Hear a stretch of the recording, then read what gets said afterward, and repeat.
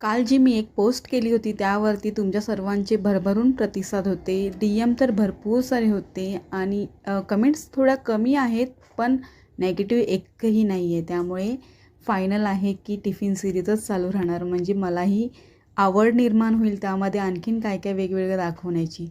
तर इथे सकाळ सकाळ मी चिकन बनवले आणि त्यासोबत वडे बनवले. मला तर सुट्टी नसते, पण हजबंडला सुट्टी असेल म्हणून मी हा बेत केला. पण सकाळीच कळलं की हजबंडलासुद्धा सुट्टी नाही आहे, त्यांनाही ऑफिस आहे आज.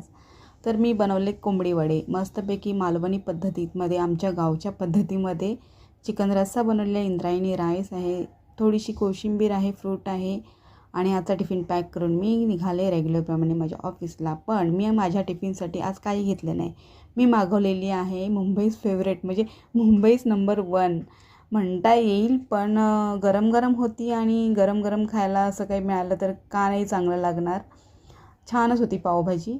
संध्याकाळी मी घेतलेली आहे कोळंबी आणि सकाळचं थोडं थोडं होतंच. तर मी छोटीशी रेसिपी तुमच्यासोबत शेअर करते. डायरेक्ट कुकरमध्येच मी कोळंबी राईस बनवणार आहे. तर त्याआधी ना मी मॅरिनेशन केलं आहे. अर्धा लिंबू पिळून घेतलं आणि थोडंसं मीठ लावले कोळंबीला. कोळंबी साफ करून घेतली त्याच्यानंतर एक मोठा कांदा उभा चिरून घेतला आहे, एक टोमॅटो चिरून घेतला आहे उभा.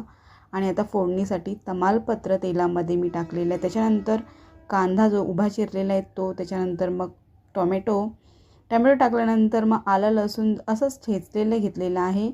हे सर्व मिक्स झाल्यानंतर सुखे मसाले, त्याच्यामध्ये काश्मीरी मिर्च, हळद, लाल तिखट आणि धने पावडर, थोडासा ना बिर्याणी मसालासुद्धा टाकलेला आहे, टेस्ट छान येते.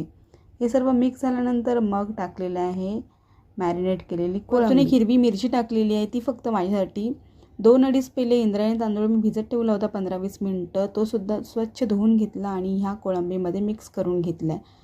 थोडंसं हवं तेवढं पाणी टाकलं. एवढे पेले मी तांदूळ घेतलेले, त्याच्या दुप्पट मी पाणी घेतलेलं आहे. आणि हा भात ना मला जरा ओलसरच हवा होता, त्याच्यामुळे मी थोडंसं जरा एक्स्ट्रा पाणी टाकलेलं आहे. वरतून चवीनुसार मीठ टाकून घेतलं आहे आणि अर्धा लिंबू आहे तो मी वरतून पिळून घेतला आहे. आता कुकरच्या 2 ते 3 शिट्ट्या करून घेणार.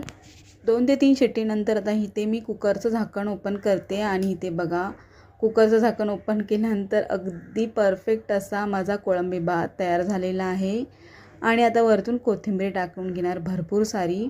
विचार करून अजिबात मी ठरवलं नव्हतं, पण येता येता मला कोळंबी व्यवस्थित अशी दिसली आणि रेग्युलरचीच मावशी होती त्यामुळे तिच्याकडून मी कोळंबी घेतलीसुद्धा. वड्यांचं पीठ थोडंसं मी फ्रीजमध्ये ठेवलं होतं, त्याचे गरम गरम वडेसुद्धा काढले. सकाळचं चिकन होतं आणि ही प्लेटिंग आहे ती माझी. कोळंबी भात आहे गरम गरम, वरतून सॅलड आहे, त्याच्यामध्ये काकडी आणि कांदा लिंबू. चला मग आजचा मिनी ब्लॉग कसा वाटला, आवडला ना, लाईक शेअर सबस्क्राईब. भेटूया नेक्स्ट ब्लॉगमध्ये.